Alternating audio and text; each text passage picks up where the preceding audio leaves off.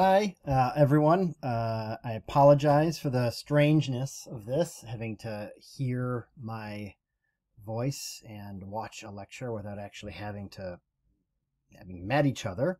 But this will be the only one. We'll get to know each other in class on Monday. I've seen some of you around, I suppose. You've probably seen me around, so we'll get to know each other better. But let's jump in because obviously we don't have much time. So this is going to be the first of several lectures. Again, I'd like to keep it so that the only thing you really have to do outside of class is to watch these lectures. So are they long? Yeah, sure. But you're not going to be reading 100 pages of the textbook, a night. So while they might be long, do try to suffer through them because I'm trying to make it so you still have a little bit of a life. I will ask you to do some things, maybe from time to time outside of class, but it won't be too difficult. Mostly it will be watch the lecture before class. And this is the first one. This is going to be in two parts, so you'll just watch the first part here where I give you an overview of the time period of the history.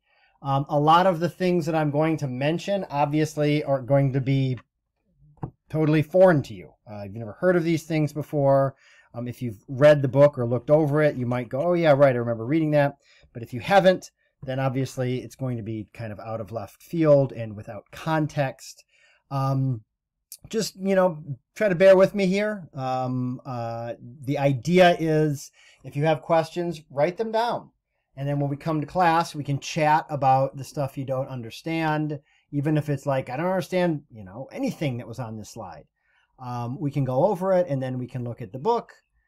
And then, so we're kind of learning from the lecture to the textbook to course discussion and stuff like that. So if you have questions, if you don't understand something, just jot it down and we can talk about it in class. Plenty of class time to go over this stuff. Okay. So in the first week, we're going to be going over a lot of history. 1491 to 1800. That's a little bit deceptive. Mostly what we're going to be looking at is really 1607 to 1800. And now again, that's still a really long time, but it's not as long as 1491 to 1800. Okay. And I'm not going to go all the way to 1800 in this lecture. So in part one, I'm going to end before I really start talking about in detail the 13 colonies before the revolution. I'll give you an overview of imperialism of this time period, the various empires, Spain, England, France, the Dutch, talk about Native Americans, and then go from there. Okay, so this is part one, European powers in the Americas. And again, all of these slides are on Canvas, so if you want to follow along, or jot notes down on this, print out the slides and jot notes down on them, you can do it that way, whatever you want. Okay, key themes from part one in very briefly. Okay, so the discovery of the new landmass, you know this probably from Modern World or AP World, right? Columbus sails the ocean blue, 1492, all that stuff. Obviously, another key theme here is Native Americans dying off from disease and genocide, brought initially by the Spanish and then later by other European powers. They, of course, if you remember, have no immunity to a lot of these diseases.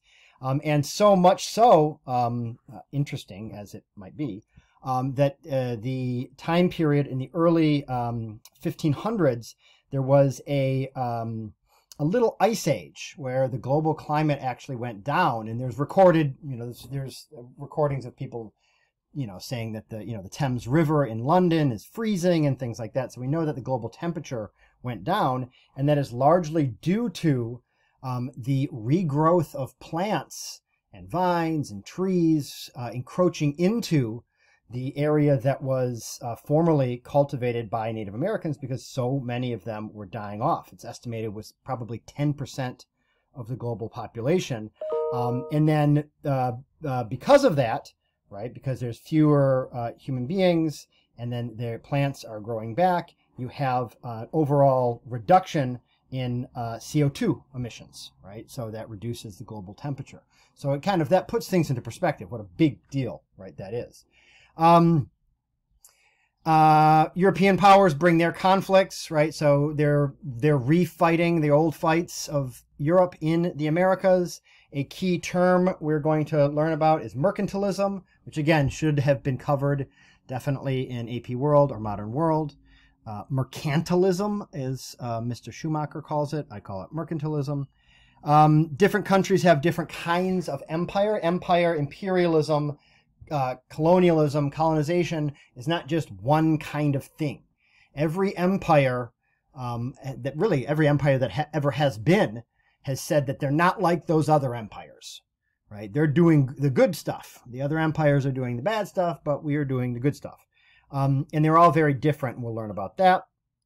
The English bring a tradition of representative government, right? This goes back to the Magna Carta in the early 13th century, and that is one of the reasons why English colonization is different. Of course, we're going to focus on English colonization because this is AP US history, so we're going to focus less on, say, the Dutch or the French.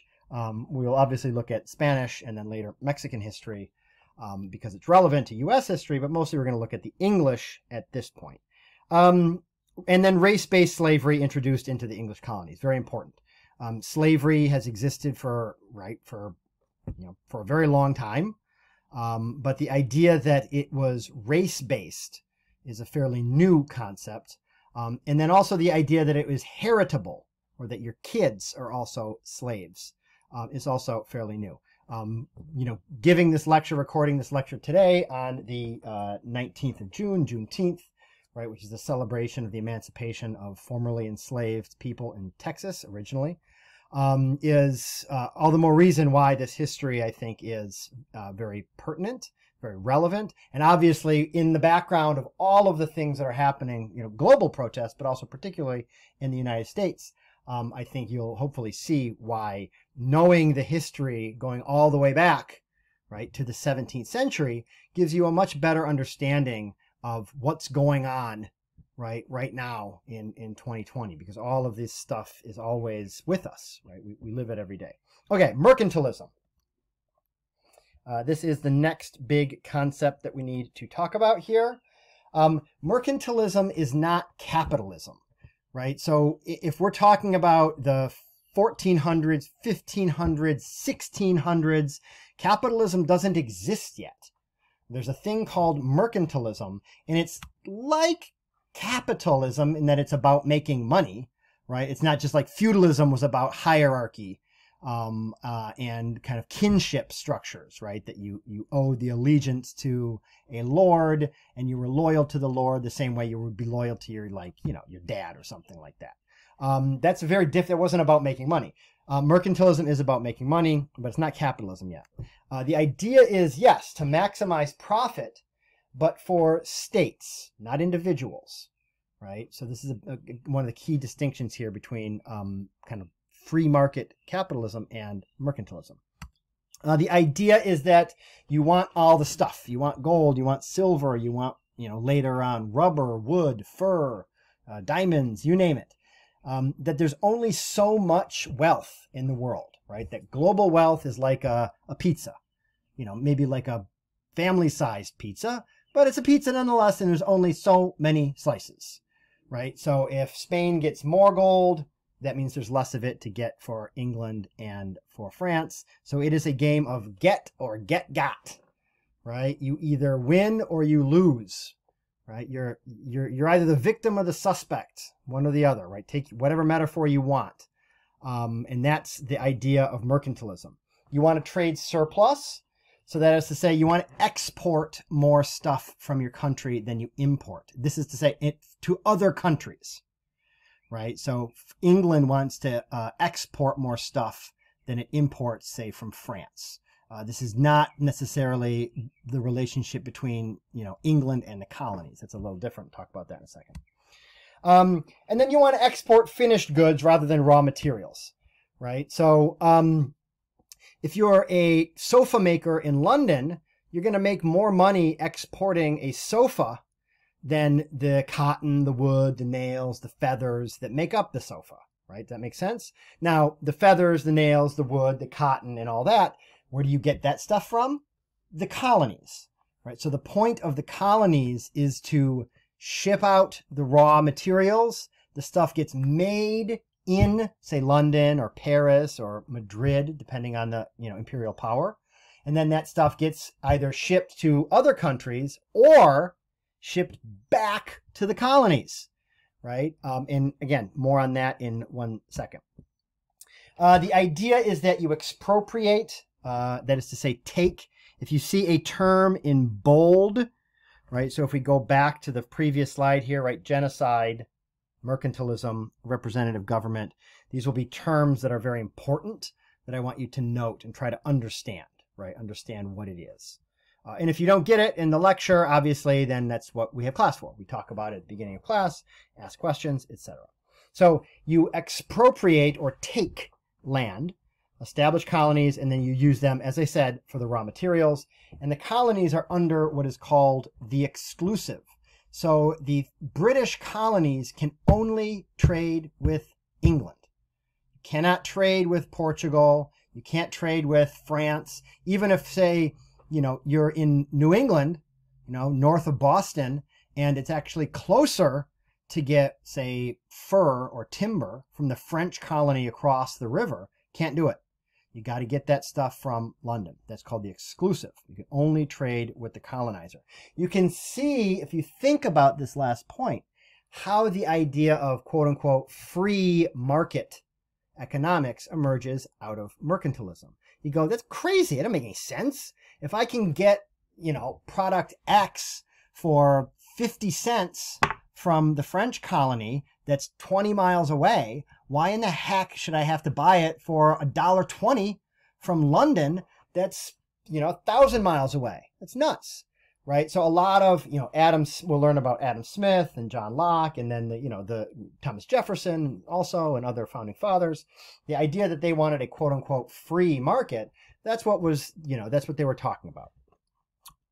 This is a lot of stuff, but remember that this is going to, it's difficult at first, but we're going to get all of this stuff as we move forward, because all of these things, right, the economics of it, the competition, trade and trade surpluses, taking of land, obviously, this is stuff that is going to use a fancy term, it is accretive. That is to say, layer upon layer upon layer upon layer builds up our understanding. So the first time you hear all this stuff, you're kind of going to be, blown back a little bit, but slowly through the repetition of the history, you're going to go, oh, right, this is another example of the expropriation of land, or this is an example of, economics, or what have you. 3 big colonizers, big picture. Spain. The Spanish Empire is it's a smash and grab, right? It's a stick up. They want gold, they want silver, they want resources, they want to put it on a boat, they want to ship it back to Spain. It's about resource extraction. Of course, the other thing that they're way into is their religion, and they want to convert Native Americans to Catholicism. The 1492 is an interesting date because, yes, Columbus sails the ocean blue in 1492, but it's also the year that in Spain, the Catholic Spanish expelled the last little vestige, the last little town that was still under Muslim control, right? The Muslims invaded the Spanish Peninsula in the year 711, and they maintained a presence, at one point, almost all of the peninsula. They maintained a presence all the way up into 1492, where the last little town, Granada, was taken over and they were kicked out. Same with the Jews. Jews in Spain were also kicked out in 1492. So the zeal, the passion with which the Spanish are trying to convert Native Americans comes out of this longer history of them wanting to convert or get rid of people who were not Catholic. So that's what the Spanish are all about. Taking stuff, sending it back to Spain. Actually, they send so much gold back to Spain that it creates a kind of hyperinflation in Spain and across Europe that is a very, very bad for the economy. That's to say, right, when there's so much gold in Spain that everyone has, 20 pounds of gold in their pockets walking around Madrid or Barcelona, a loaf of bread's going to cost, $1 million or whatever. That's hyperinflation. So they actually are, they take so much stuff that it's actually very bad for their economy. The French, very different. They don't set up any infrastructure. I should say Spain doesn't either, right? Spain, it's about just creating the mines, taking the resources. They're not building huge infrastructure. Outside of colonial capitals like Mexico City or Lima or Caracas. Neither do the French. They don't build any infrastructure, and there's not many of them there at all. It's individual Frenchmen, almost exclusively men. They go, they trap, they trade, they intermarry with Native Americans, they learn the various Native American languages, and then they make their money, and then they go back to France. Some stay, right? Some, so much so that there actually is a group in Canada that's considered First Nation. That is to say, that's what Canadians call, right, Native Americans in Canada, First Nation. There's a group called the Métis that are actually the descendants of white French fur trappers and Native American women. They're actually recognized as native because they've been there so long. French people just don't want to go, right? It's cold, there's bugs, there's no good soil. They just don't want to go. So it's a very different kind of empire than what Spain is doing. And then the Dutch, we need to mention them just to say we don't need to mention them. They're not really significant in North America. I'll talk a little bit about them in the slides, but they're not super significant. And then our favorite, because it's relevant to our history, is the English. They create what are called settler colonies. A settler colony is where Spain is not a settler colony because the idea is if you're Spanish, you don't want to be living in New Spain, right? You want to go over, make your money, and then head back. You're not trying to stay there, right? People do, obviously, tons, thousands of people do, but you really don't want to. It's not a settler colony in that sense. It's not its express purpose. Same thing with the French.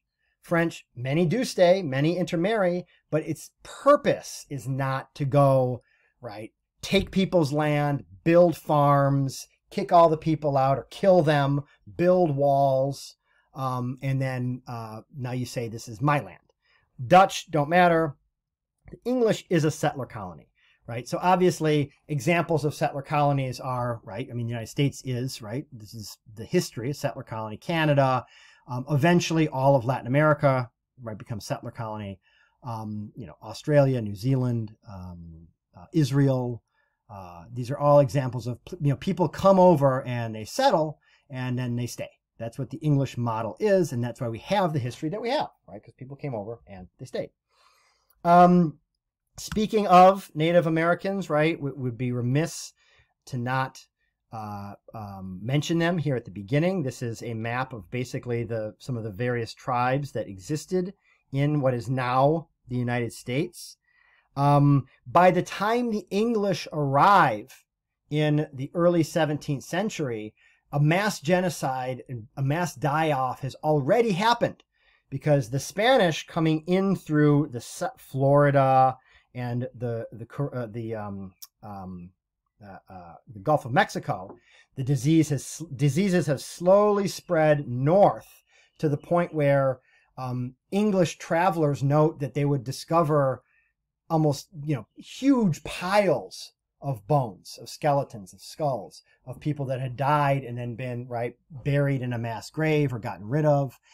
The tribes that the English would encounter in the 1600s were really made up of the survivors of previous tribes, right, that had experienced mass die-offs and then tried to reform some form of society, right? So when we think of like the apocalypse scenarios, right, society breaks down, people die, you know, in the Hollywood version, right, turn into zombies or whatever, and then people band together and try to like start a new society. That banding together and starting a new society had already happened by the time the English get here, because so many, right, thousands and thousands of Native Americans had died. Closer to home, if we were at school, we would be around here. Tongva land, Orange County, LA County is originally Tongva land. A little bit further south, if you live, I don't know, you'll know this when I say it, but I always forget the name of there's some river that runs out to a beach and people go there and they surf or whatever. That river is like here. So if you're south of there, it's Juaneño. If you're north of there, it's Tongva land, originally. Okay. That is the, this is not the end, but that is the first part of the overview of the lecture. Obviously, you can stop it wherever you want if you need to take a break or whatever. But this is a natural place to start because the next thing I'm going to do is go into detail about first the Spanish, and then the French, and then the Dutch, and then the English, and then we'll be done. So whenever that happens, that will happen. So we are on slide 7, and I am going to go all the way to slide 29. No one said this was going to be, hey, you just have to listen to this stuff. I got to actually sit down and do this, and I'm one take. I don't write it down. I just, off the top of my head, I just go. So this is a one take video for me. So please, if you're feeling like you are exhausted, have some sympathy. All right. Spanish in North America. Just the facts. You don't know what this stuff means? That's fine. I'm going to tell you about it. If you don't know what it means on today, Friday, or Saturday, or Sunday, don't worry. We talk about it in class. That's the point. We got 4 hours together. So if you're like, wait, what? What's the Treaty of Tordesillas? What? This is random. Great. Write it down. Come into class and ask me. Ask your classmates. But if you want to know, the Treaty of Tordesillas, I will show you an image of it. It basically is a deal between the Catholic Church, which again, kind of a big deal if you're Spain or Portugal, the whole Catholicism thing. It's a deal between the Pope, the Spanish, and the Portuguese that divides up the New World. I'll show you an image of it in a second. You see how the Portuguese get a bum deal because they don't know how much there is, and they kind of redo it a little bit later. 1565, this is the Spanish in St. Augustine, Florida. So this is the first moment, outside of, okay, Leif Erikson and the Vikings or all of that, whatever. But the first time that in any significant way Europeans come to the Americas is 1565 in Florida. Bartolomé de las Casas is a Spanish priest who traveled into the Americas, traveled with conquistadors, and recorded genocide. Right, and he recorded how un-Catholic, how un-Christian it was, how these people were straying from the Word of God. All of that, very religious, right? So he's couching all of his criticism. It's not like he's a social justice warrior or something, right? In the 1500s, he's just a devout Catholic guy, and he sees what he's seeing. He's seeing killing, he's seeing sexual violence, he's seeing entire villages burned, and he's like, yeah, the last time I checked in the Bible, that stuff wasn't cool. So he is remembered as someone who chronicles a lot of the violence that happened.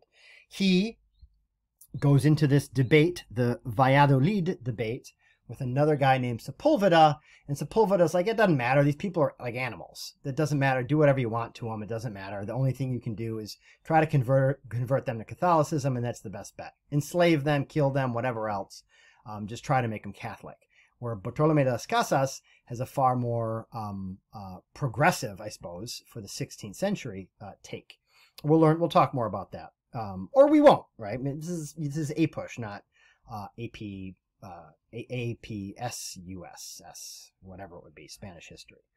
1680 in New Mexico, the Pueblo Revolt, or Pope's Rebellion.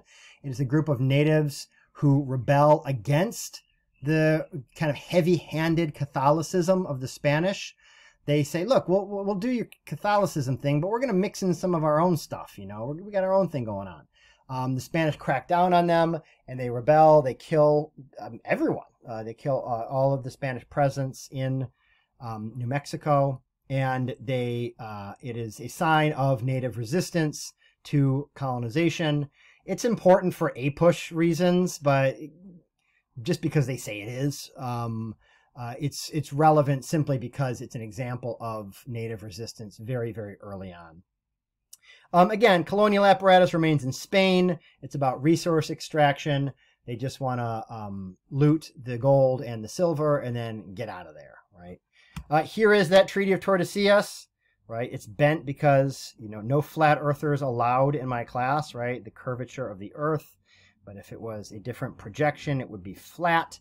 They don't know that all of this stuff is there, right? All of this. They know that, like, the couple islands in the Caribbean, when they write this up in 1494, and the Catholics in Spain, Portugal, and Rome agree all of the stuff on this side of the line is Portugal's, right? So all of the colonies that exist in Africa is Portugal's. The other colonies that they are establishing in South Asia and in Southeast Asia and all of that is theirs. And then the idea is that the Spanish can have this stuff. Turns out it's a lot more. They redo it later. This history is important because why did Spanish sail the ocean blue in the first place? Because he couldn't go this way because the Portuguese controlled all of these ports along the coast of West Africa, Southwest Africa, and through South Africa, etc., etc. So they can't go that way, so he's got to go this way. And why are they going this way in the first place? Because they can't come this way anymore with the trade in spices and silk and all of that stuff. Because this is how, like, back in time, how all this history is connected. Because in the 1450s, the last vestige of the Byzantine or Eastern Roman Empire falls, and the people that take over are Muslims, and they say, you know what, you all have been very mean to us for, this is not a quote, you all have been very mean to us for a very long time, and I know that you want spices and silks and all that stuff, but the Muslim world is really, really big, and we can make plenty of profit selling to the Muslim world, so tough luck. We're not sending you that stuff anymore through right, the Bosphorus Strait, right, in Turkey. So the Portuguese go this way, and then the Spanish go that way, and that's how this history is all connected.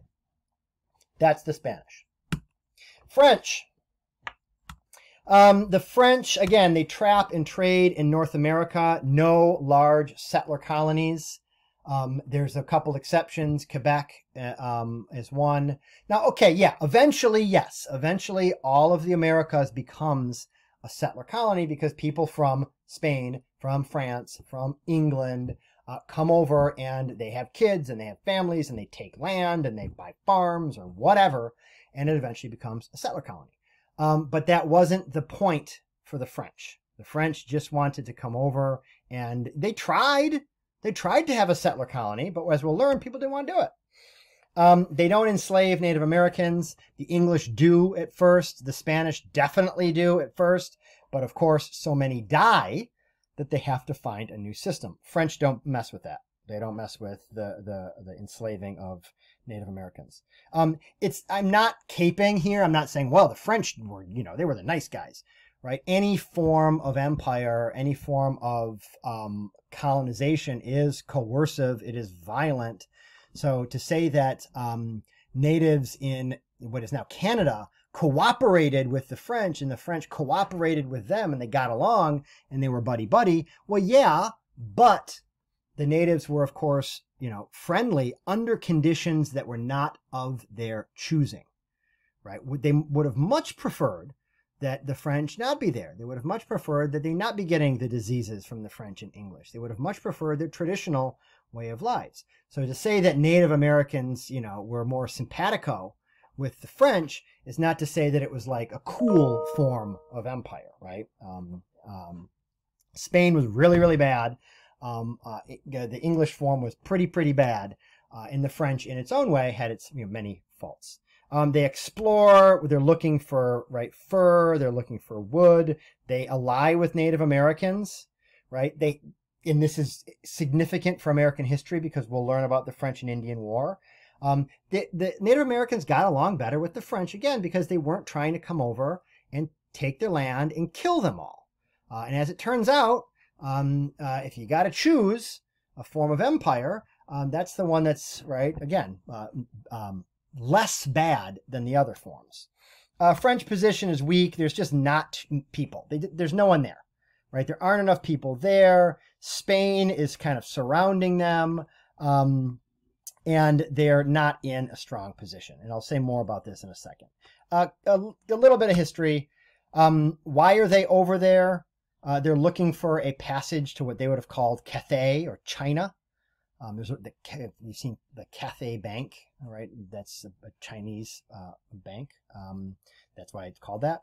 So Cathay was the old school term for China. They're still looking for that Northwest Passage, and that's why they go down the St. Lawrence. And then once they get into the Great Lakes, they're like, "Whoa, man, we gotta be close now." And these lakes are really big. Turns out they're not lucky with it. So that's Jacques Cartier navigates the St. Lawrence.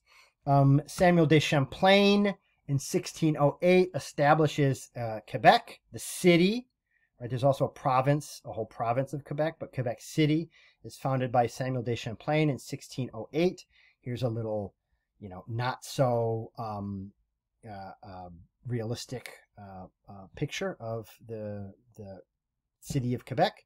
Early city. 1608, this is basically the same time as the founding of Jamestown in Virginia, which we'll learn about later in this lecture. And that is, is it relevant? I don't know. Maybe not. It's a coincidence, right? About a year apart. 1607 is Jamestown. Okay, so again, to review about French colonization, only Catholic, right? So there's French Protestants, they're Huguenots or Huguenots. They're not allowed. So only Catholics can go. Some people are forced to go in contracts of indenture. So an indentured servant, again, you probably learned about this last year. It's like not a slave, but it's kind of your like a part-time slave, right? That when you have an indenture contract for 3 years, you've got to work, you're effectively enslaved. But then you get out of that indenture. Theoretically, you get out of it. So there's that. Discharged soldiers, you can see, look, people don't want to go, right? Discharged soldiers are ordered to stay. They send orphaned girls there. That's not a nice look. Sending orphans there to, again, they're trying to start a settler colony. Just people don't want to do it. I have a sip of water here, sorry. After 100 years of settlement, there's only about 25,000 people. People do not want to go there, right? It's just not that. It's not the Caribbean, right? It's just not as nice in many different ways. Also, just looking at my notes here, the daughters of peasants that couldn't pay their taxes were also sent to. So again, like, when we think of like the French being like the cooler guys, they're no. The stuff that the French is doing is not nice. It's just like mean to everyone. French poor people in particular. There's no gold like the Spanish find. There's no Northwest Passage. So the L's here, rocky soil, short growing season. Winters are worse than New England. The Dubs, they've got a lot of fish up there. They've got a lot of timber. And they've got a lot of fur, right? So is it made for plantations and enslaved labor? No. Is it made for settler colonization? No. But it is made for what emerges there, right? It's not to say that the French went to New France saying, we are going to have individual male Frenchmen come over and sail around in canoes and trap and trade and intermarry. That wasn't the plan. That's just what happened, right? Because that's how history works, right? They would have been very happy to find a passage to China and a bunch of gold and have the climate be really warm where they could have, big agricultural operations. Didn't work that way. The coureurs de bois, the wood runners, that's basically what they get. They get these independent trappers and traders who load up on furs or create contracts for timber and then get that stuff sent back to New France. Here is a map, an old map of the Great Lakes region. I go into more detail here if we had more time. It's obviously not accurate. But it's always interesting and important to look at a map like this and say, well, yeah, it's not accurate, but how is it inaccurate and why is it inaccurate? You see here, Michigan doesn't look like that, right? This part of Canada doesn't look like that. This part of Upper Michigan doesn't look like that. But what they've made very methodical, detailed, right, graphics of are the various rivers, right, the inlets, because that is relevant to what they're doing. They don't need to have, they're not trying to measure the distance accurately from here to here. They're more concerned about what river is where, and is it good for trapping, for hunting, for timber. So again, one of the consequences of French people not wanting to go there is there aren't a lot of French, and then subsequently they earn the loyalty and respect of Indians. Priests and nuns live among them. They convert them in a way that is far less violent than the mission system that the Spanish implement in their colonies. Again, I'm not saying that it's like this is the way empire should be. I am simply, because again, why? Because all of this is happening in conditions that are not of the choosing of the Native Americans, right? It is maybe the least bad option, but being the least bad option between the various European powers does not make it a good option, right? French and Indians intermarry. Again, whole power relationship thing there. Oh, that sounds nice. Yeah, sure. But there weren't a lot of Native American men, right? They were all dying. So the idea that a woman would intermarry with a French trapper or trader, is that really, consensual from the perspective of the bigger picture of the choices that person, right, would have had? I'd love to talk about this stuff. So please, if I mention something and you all want to hear more about that, or I have my opinion on that, come to class and we can have, again, we have plenty of time in class to talk about this stuff. Because of the good relations, they can explore, right? They are assisted by Native Americans. Jacques Marquette goes all the way down the Mississippi. Here is a trip of Marquette and Louis Jolliet. Their trip from all the way up in Lake Michigan, all the way down here. They eventually get all the way down to the Gulf of the Mississippi, right? There's a reason why New Orleans and Louisiana is so French, right? Because the French got all the way from up here, right, Quebec, where they're speaking French, all the way down here to New Orleans, where they're speaking French, right? So that was their kind of footprint. That's the French. I'll move on to the Dutch. Okay, I'll give it to you all at once because there's not a lot to say about them. Hudson River Valley. This is in upstate New York. I can show you the image here first, I guess. This is the Hudson River Valley. This is the Hudson River, and as rivers do, there's a valley there. They settle here. They settle here, which is obviously New York, like New York City, not New York State. And then we have the British over here, English colonization. Okay. So again, 1609 is the Hudson River Valley. Remember, Quebec is 1608. Hudson River Valley 1609, and Jamestown is 1607. So all these European powers are arriving about at the same time. Now, of course, they're a little bit late to the game. The Spanish have been here, right, or in the Americas since 1492. In North America since the 1530s. But they're all here now. But they're not here for a long time, the Dutch, right? So they settle New Amsterdam, which is, again, New York City. They start to push into Connecticut. The English are already there. They start to have conflict. They also lose New Netherlands, the larger colony, to the English in a war that they have with the English. And they say, you know what? This is stupid. Again, that's not a quote. But basically, right, they shift their focus from the Dutch East India Company to the Dutch West India Company, which is the basically corporation in charge of colonizing and making a profit in the Americas. They say, you know what? Let's shift to the Dutch East India Company in the Caribbean and in Asia, Indonesia primarily, because we're making a lot more money in those colonies, and we're having a lot less conflict, so let's just do that. They also begin, because their colonies are profitable, and there's very specific historical reasons here for this shift to finance. The Dutch, if you've been to like Amsterdam or something, there's these canals and these embankments and all of these waterworks that, because a lot of the Amsterdam in particular, but parts of the Netherlands are actually lower under sea level. Well, they built all these massive public works by getting Dutch citizens to invest in them, right? Like you buy a stock or something. Give us $15 or whatever. I don't forget what the currency in the Netherlands is. It's not krona. Well, whatever, dollars. Give us $15, and we get that from 1,000 people. We have a lot of money. We do this thing, and it's going to make a profit, and then you're going to get back $20 in 5 years or something.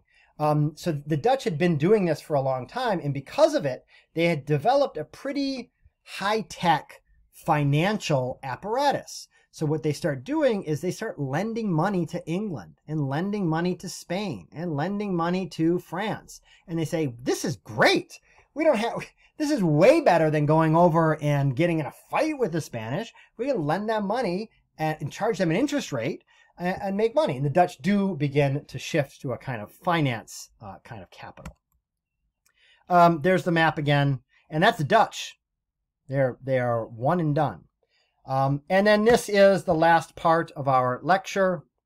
In my mind's eye, I imagine this would be an hour-long lecture. I didn't want to say that for either A, freaking you out at the beginning of the lecture because it seemed so long, or B, saying it was 60 minutes and actually being 120 minutes and freaking you out that way. But it seems like maybe 15 minutes is what I need to get through the next 9 slides. Again, if you're following along with the sheet, you see what we've got left ahead of us. Okay, let's get to enough with these other boring empires. Let's get to the good one, right? This is U.S. history, the English.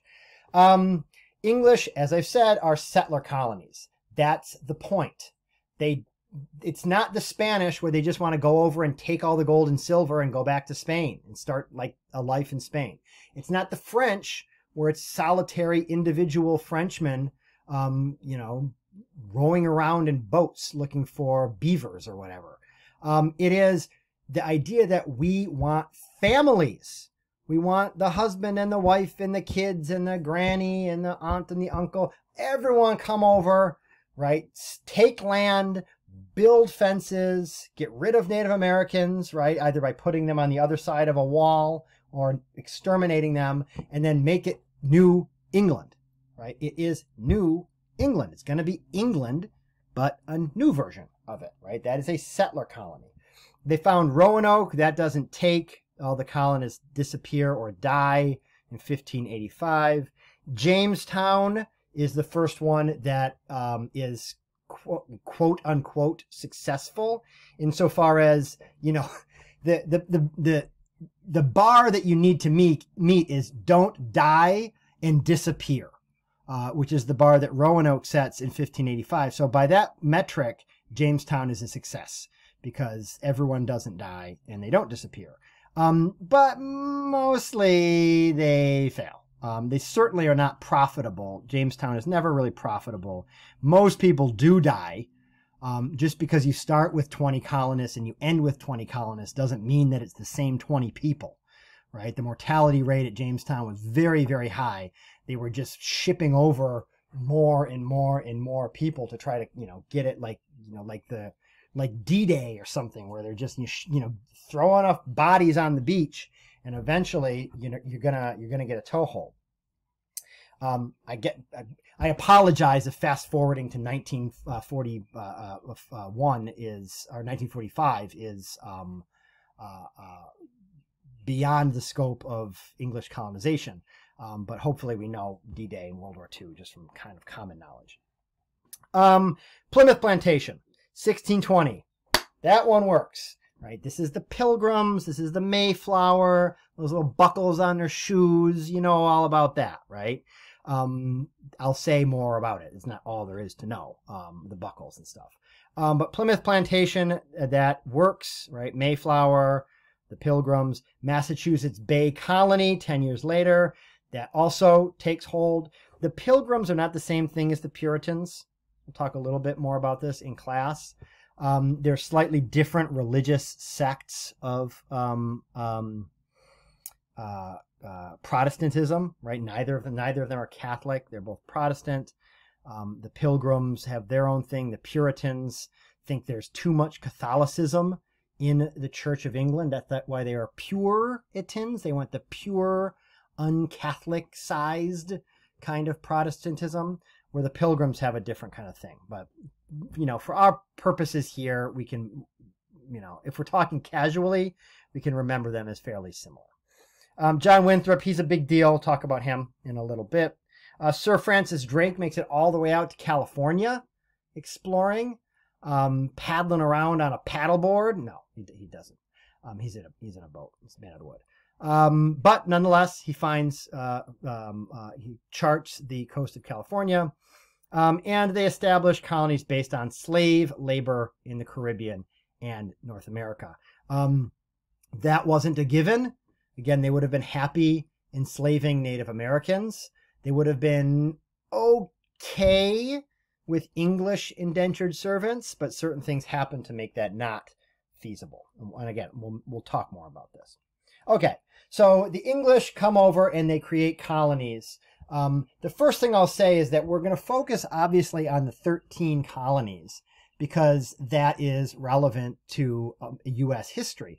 But that's only really relevant in hindsight. There were colonists that wanted Barbados to join the revolution. There were colonists that wanted Jamaica to join the revolution. There were colonists that wanted New Brunswick and other Canadian colonies to join the revolution, and they said no, right? So we remember the revolution as 13 colonies because that's what it ended up being. But that was not a given, that it would have been, you know, could have been 15, it could have been 16, it could have been none, or 4.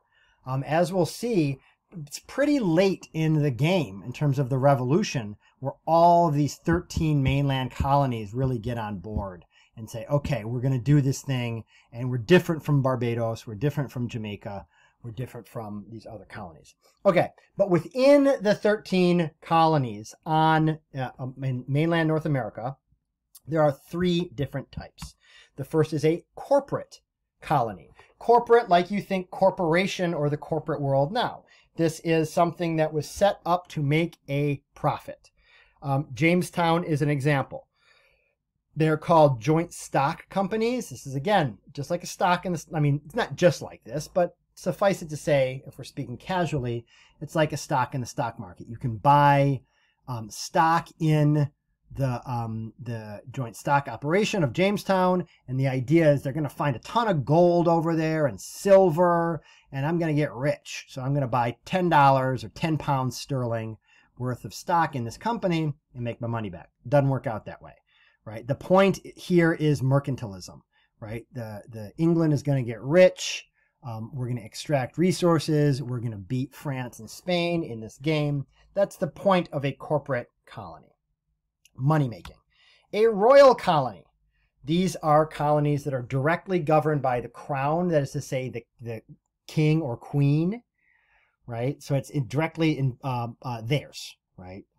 This eventually is all of the colonies. As corporate colonies go belly up and fail, they become royal colonies. And then the last kind of colony, proprietary colonies. This is the king or queen kind of being a baller, right? Saying, here is, you know, you've been a good patron, you've supported me, so I'm going to give you all of Pennsylvania, which is an example, right? William Penn is someone who supported the particular king, and as a gift for his loyalty, he gets all of Pennsylvania. Same thing with Maryland. Same but different. Maryland is the king who is a Protestant saying, we've got problems with these Catholics. There's too many of them.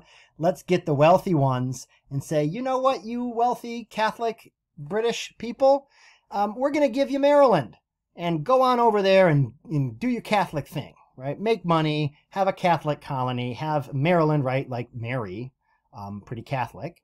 And that is a proprietary colony, right? And those, again, those also eventually become royal colonies. So those are the three types of English colonies. There are three regions of these colonies. And what I'm going to do here, the kind of fancy term is geographic determinism. That is to say that your geography is determinate, or it affects or influences or decides how your history will play out, right? And this is a term that is not without a lot of historical problems. Most infamously, geographic determinism was used in the 1800s to justify colonization, because the idea was if you're a person from a hot, humid climate, heat and humidity make you lazy, and therefore you're never really going to be civilized, and therefore we English need to come and conquer you, right? You know, whether it's South Asia or South Africa or you name it. So there's some not great history with geographic determinism, but there's a way in which geographic determinism is also useful. You read Jared Diamond in Patterns. He is a geographic determinist, right? He's trying to do it in a not racist way, right? Where geographic determinism often is racist. So similarly, I'm going to do this and give you this history in a not racist way, and it will really help for you to remember the economic system of the colonies and what went where and who did what, because it's fairly logical. Okay, three regions. One of them is warm. One of them is in the south. That's the warm one. You don't need to be a rocket scientist to figure this one out, right? It's warmer in the southern parts of the northern hemisphere. Caribbean colonies, South Carolina, because it's warm, it is suitable to a kind of large-scale agriculture that can benefit, right? If you want to extract as much profit as possible, what's the best way to do that? Don't pay your workers any money. So this is a kind of labor system that is very kind of ripe for using slave labor, right? Now, of course, they didn't have to do that. They could have had small farms, and each person could have, tilled their own land and been independent and whatever, but that would not have made as much money for the mercantilist project as slave labor. What kind of crops are these? This is sugar. This is later cotton, right? In the deep south, cotton, indigo, tobacco to some extent. These are all crops that grow in warm areas, and they're crops that, sugar, for example, you can work sugar almost 12 months of the year, right? By the time you're chopping at one part of the field, you can be planting and preparing another part of the field. And because you're refining the sugar, and you can do that at night, you can work 24 hours a day, right? So sugar plantations in Jamaica, most famously in Haiti, were massively reliant on slave labor because it was a exploitative and extremely profitable labor system. So that's the southern colonies. And for our context, this is South Carolina, this is Georgia, and then Barbados I'll talk about, because Barbados and South Carolina are very much connected culturally. There are northern regions where it's cold, shorter growing season. This is not news to the French, right? Their colonies are so far north that the growing season is really, really bad, right? No one wants to go there because they can't make money.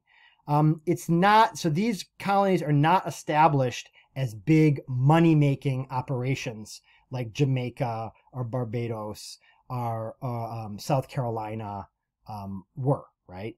What does develop there is this idea of religious freedoms, right? That people go there because they can. That Puritans or Pilgrims, many of them, they can't afford to buy a huge plantation in Barbados. Some do, right? We'll talk about that later. Some do. But a lot of them can't. But they just want to kind of do their religious thing, so they go to a place where they can do that, and that is the more northern colonies. Again, this is the New England colonies, Massachusetts, later Vermont becomes a colony, Rhode Island, Delaware also.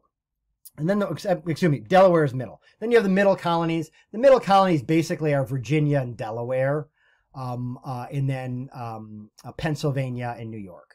So from New York down to Virginia, it's kind of a little bit of both, right? It's warmer than New England, but it's not so warm where it makes a huge profit, and things like that. Almost done here. Okay, Navigation Acts. The Navigation Acts are very, very important. Why are they important? They're on page 35 of your book if you want to look at them, but we'll look at it in class. The Navigation Acts are supposed to govern the mercantile economy of the colony. So again, if we go back to what is mercantilism, way back at the beginning here, mercantilism is all this stuff, right? And most importantly, this. Colonies can only trade with the mother or father, I guess, country. So what are the Navigation Acts? They're the laws that govern that.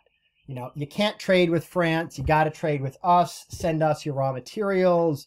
You can't create manufacturing in the colonies unless we let you. So if you want to start a sofa manufacturing business, you got to have permission from the government. Otherwise, the sofa manufacturing all is in England, etc., etc. The issue here for London is that these colonies, they're basically on the edge of the known world, right? They're really far away from England. How are you going to enforce these laws when you have a huge body of water between you? You don't have a lot of, the police don't even exist, right? So you're not, quote unquote, policing anything because it just doesn't exist yet. How do you enforce these laws in these colonies? So they say, you know what? We're not going to do it. We're going to have what's called salutary neglect. Now, salutary, if something is salutary or salubrious, or if you say salud in Spanish, right? It is good for your health. It is beneficial, right? If something's salutary, it is beneficial. So this is a kind of beneficial neglect. England says, you know what? The Navigation Acts are, and these go on the books in the 1600s, 1630s, 1640s. It's going to be a pain to enforce these things. So yeah, we're going to lose money. Yeah, there's going to be a black market, but you know what? It's just not worth it. We're just not going to enforce these laws. So this is a period of salutary neglect. I'm talking about this because this is really, really important for understanding the American Revolution. Because before the decades before the Revolution, England starts to enforce the Navigation Acts again. They say, hey, wait a minute, we're losing tons of money. All this tax revenue, all this profit should be going to London. We're going to start enforcing these laws. It's the law. Law's the law, right? These laws have been on the books for more than 100 years. You should be fortunate. We're happy that we haven't enforced them so far, but we're going to start enforcing them now. Colonists don't like that. That's the end of salutary neglect, and it's really, really important for understanding the American Revolution. Okay, quickly. Last few slides here. Who settles where? The Great Migration, this is not the African-American Great Migration, which we'll learn about from the 1920s, but rather people fleeing the English Civil War in the 1630s. They go to New England. This is the Pilgrims, the Mayflower, Massachusetts Bay. They settle in Rhode Island, Connecticut, New Hampshire. It's not the only place they go. A lot of people, as we'll see in one of the handouts we work on this week, a lot of people leaving in the Great Migration went to Barbados and Jamaica and Bermuda as well and became wealthy enslavers. Middle colonies, Maryland is Catholics. New York is a proprietary colony. New Jersey splits off from New York. Pennsylvania is a proprietary colony. Delaware splits off. And then in the South, this is Virginia, starts with John Smith. So Virginia initially is just Jamestown. And then it eventually evolves into Virginia. The Carolinas is another proprietary colony. And then Georgia, we'll talk about, is a weird experiment in I mean, basically, it's what would now people would call prison abolition. There was a guy, Oglethorpe, who thought prisons were obsolete. Again, this is in the 1730s. That you need to reform people, give them jobs, give them work, give them a sense of purpose. So let's take all these people out of debtors' prisons in England and let's ship them to Georgia and see what happens. It doesn't last, not because it's not successful, but just because it's not making money, and eventually becomes a royal colony. 13 colonies. This is a map. We'll be very acquainted with these very shortly, but I want to end with the last couple slides here. And I want to shift to something that's important when looking at this.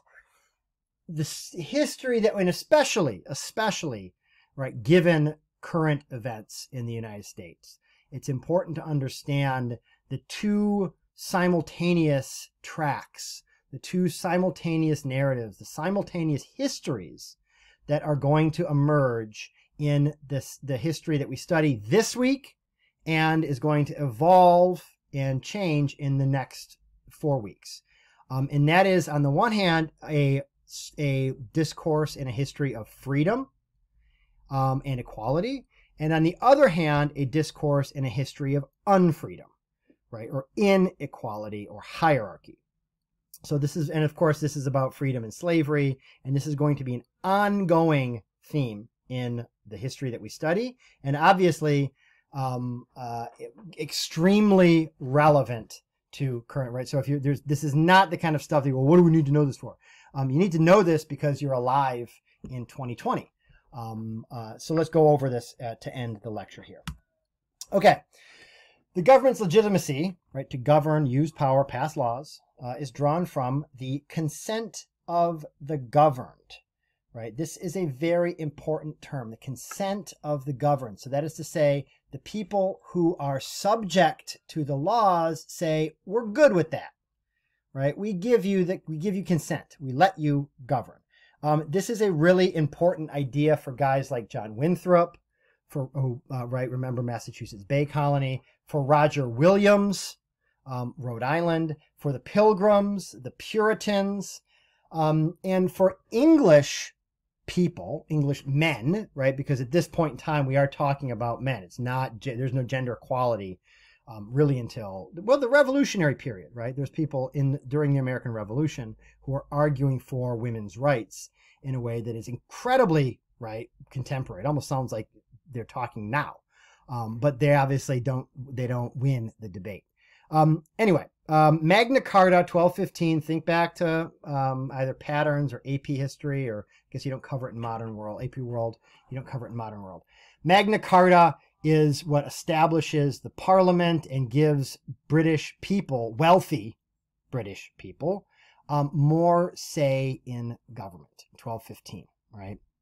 Another thing happens in 1600, where William and Mary become king and queen, and they start to give more power to Parliament.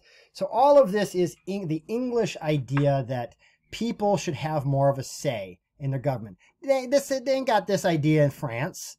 Nothing like this in Spain, right? So you got to give credit where credit is due here, that the English have a long history of the idea of the people that are being governed need to say okay, that we're okay with what the king is doing. We ain't got no democracy yet, right? This is not a democracy, but this is to say that the parliament and wealthy British people are okay with what the crown is doing. This is a philosophical concept that goes back to English philosophers like Hume, David Hume, even Germans like Immanuel Kant, John Locke, the Levelers. It was a movement to a kind of democracy movement. So the idea is this. In this time period, the 1600s, 1700s, you have a political and philosophical move from the idea of sovereignty, or the sovereign changes, right? So in the 1500s, the sovereign was the king, right? The sovereign was the person that ruled, the leader, the ruler, where we get a shift from the 1600s to the American Revolution and in through to the French Revolution, it's not about a sovereign or the sovereign king, but a sovereign people. That the people, the body of the public, is what is important, right? That is the thing that should be independent and respected, not the king. John Winthrop, right? This is a John Winthrop quote, right? The great questions that have troubled the country are about the authority of the magistrates and the liberty of the people. So here's John Winthrop talking. Here's Thomas Jefferson later talking. This is a rough draft of the Declaration of Independence. You see life, liberty, and the pursuit of happiness. There is the governments are instituted among men, consent of the governed, right? This idea is really, really important for English people.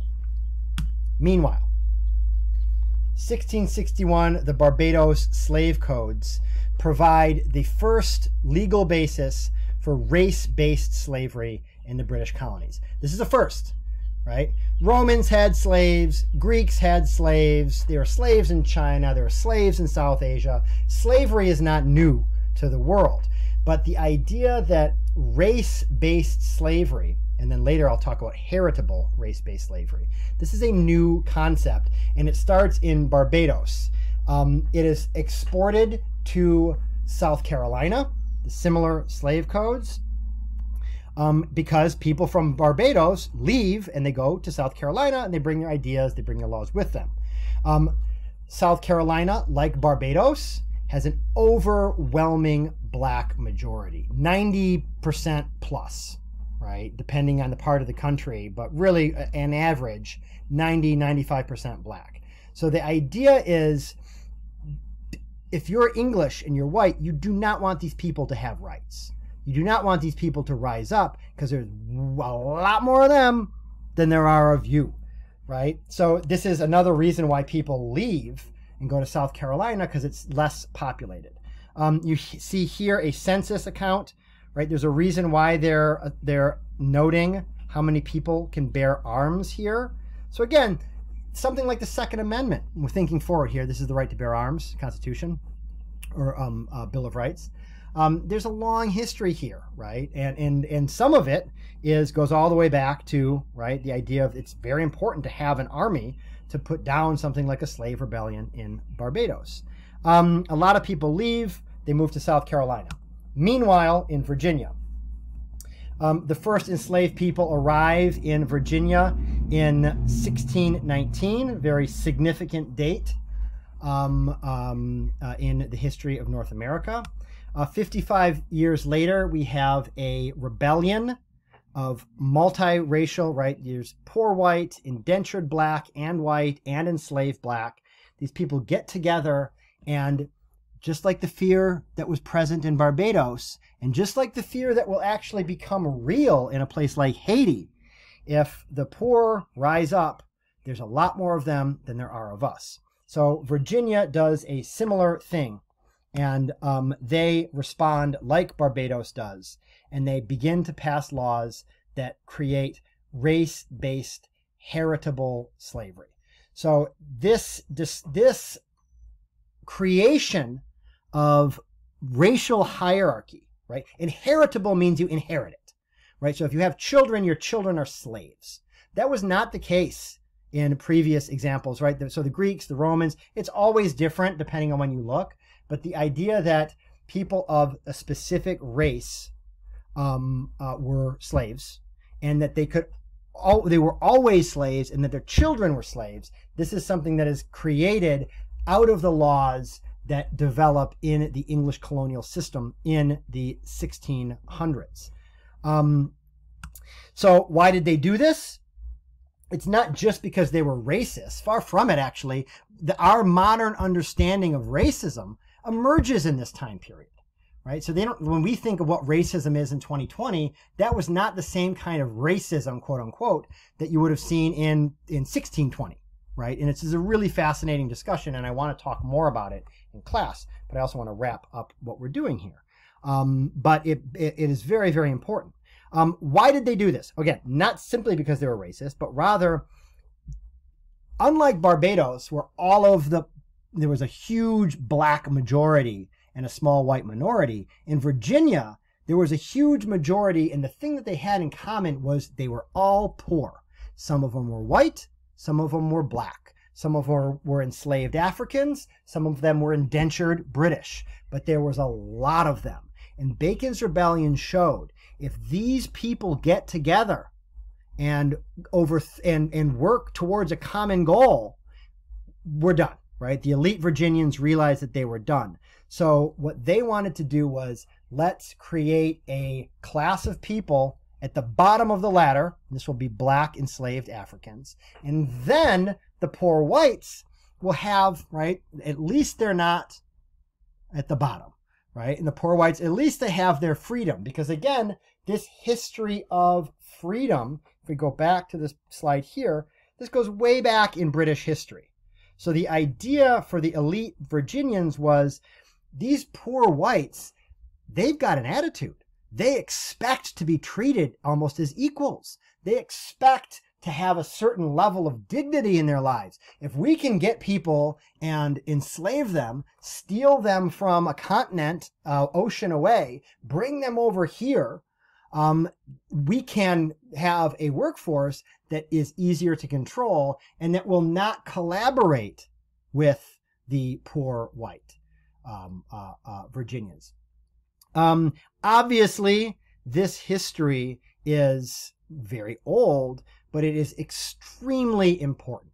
And again, to speak of current events, to understand race and to understand poverty and to understand the relationship in particular between, poor black Americans, poor white Americans, or poor immigrant Americans, or what have you. If you want to have a robust understanding of our current moment, you really need to know, right? We didn't just get here out of nowhere. We got here because things happened last week, and we got here because things happened last year, and things happened last year because things happened a decade ago, and things happened a decade ago. You get where I'm going here, all the way back to some of these foundational moments in American history. And a very important one is that on the one hand, from the beginning, there was a history of freedom and equality, and a history of unfreedom, inequality, and hierarchy. It's not that one is true and one is not true. Both of them happened. Both of them happened at the same time, and both of them continue to happen into our current moment. Thank you very much for your patience. I was 16 minutes longer than I promised, but not bad for several hundred years of history. Thank you, and see you Monday.